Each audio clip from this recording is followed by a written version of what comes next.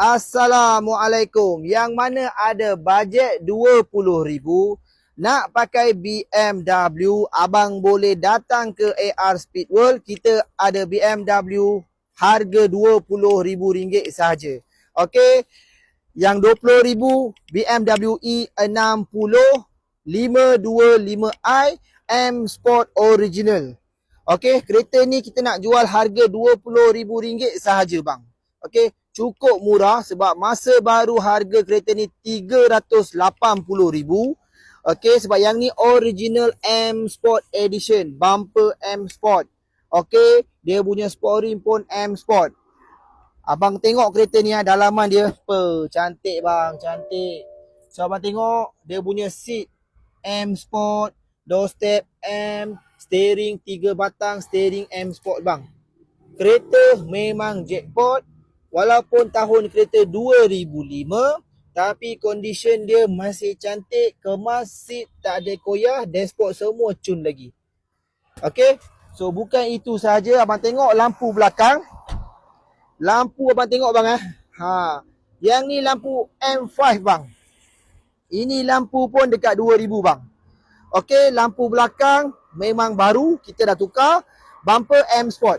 Yang ni 525i 2.5 liter. Okey.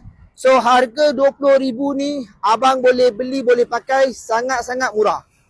Okey, tak mahal pun bang. Kereta ni kita jual tak mahal sebab condition cantik macam baru lagi bang. Tayar 4 biji tayar Michelin bang, tayar baru kita tukar bang. Okey. Tayar ni 4 biji tayar baru, cat kereta baru. Lampu belakang dah tukar baru. Lampu depan, abang tengok ring ni. Ring ni semua kita dah buat balik. Okey. So kalau ikut tahun 2005 dia dah malap bang. So kita dah buat balik. So abang tengok dari depan, garang bang kereta ni.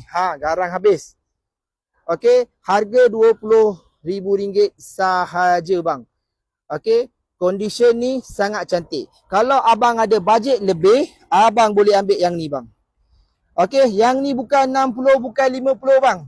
Saya nak jual RM39,900 sahaja. Abang jangan terkejut harga ni harga ni orang lain tak jual. Saya jual RM39,900. Siapa cepat dia dapat. Okey, cukup murah kami bagi bang So abang tengok bumper belakang, bumper M Sport punya. Okey, sport rim dah siap. So abang tengok interior kereta ni.